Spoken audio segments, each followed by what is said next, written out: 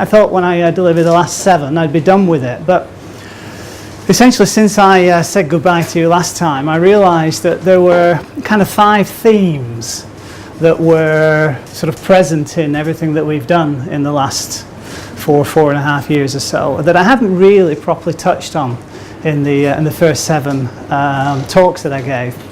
So tonight's the first of a bonus 5, if you will, and I'm going to talk about essentially a kind of a new era of marketing. And the world has changed. The world has changed incredibly in the last really 10 years, and I'm not quite sure that everybody understands the import of what's happened as a result of us living in the connection economy. So this is what I'd like to kind of take you through, really, a little bit of history. You know, once upon a time we were hunter-gatherers. The human species collaborated in small packs to be able to essentially survive. And in time, human society became sophisticated, and then we moved into farming and we became an agrarian society. And the interesting thing about the agrarian society was that we didn't have many relationships and many contacts back then, because our lives were kind of, you know, circumscribed by the environment that we lived in. Perhaps we had relationships with our immediate family, our neighbours, and then once a week or once a month or whatever we would leave the countryside and we'd travel into the marketplace. And in the marketplace we would meet our sort of far neighbours, we'd be able to gather and gossip, and we'd be able to exchange information, and the fundamentals of relationships would begin to coalesce. And in the guise of having those relationships, you'd come to understand that, you know, the farmer from 3 villages over, perhaps he was really good when it came to supplying potatoes that weren't rotten.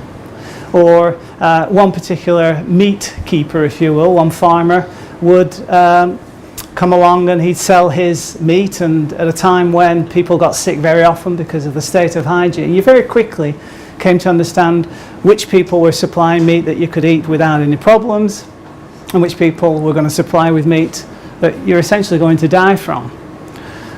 And all the meanwhile, as humans, we're starting to expand the notion of relationships and the trust network that builds as a result of interacting necessarily with people that you don't know particularly well, but you've created an era of sort of deserved trust as a result of dealing with them.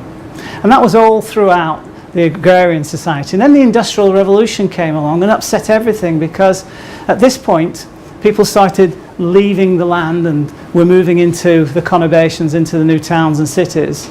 And at this point they were essentially starting to leave the land behind, and they were being slotted into certain sort of roles inside the means of industrial production.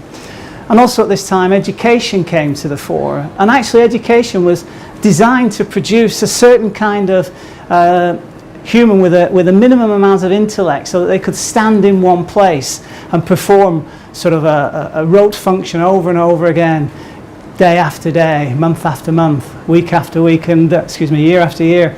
And in this guise, essentially, humans became interchangeable, and it was the way that society was ordered that allowed people to function in terms of their relationships. But you could see that we've moved from hunter-gatherer to agrarian, then to the industrial era. And as we get ever more sophisticated in this regard, we have ever-expanding scheme of relationships. And then as we moved out of the industrial age, we moved into the information era. We got very, very sophisticated, and when computers and network computers and the internet came along, we had this ability to exchange information. And during the time that we exchanged information, it kind of circumscribed again how our relationships were formed with other people. And then we had essentially the advent of a computer at the end of your hand. And once you had a computer at the end of your hand, known as the iPhone essentially, or the Android operating system, the smartphone, for the first time in human history, we had the ability as humans to connect with every other single being on the planet, conceptually. And that essentially meant that the sort of moments of what life used to be like in agrarian society when we were expanding our reach as humans into other relationships, we now have the ability to take that essential trust dynamic and then parlay it into the world as a whole. And based on connections, everything starts to change. So, with the change in how sort of society is orchestrated and how the economy is organised,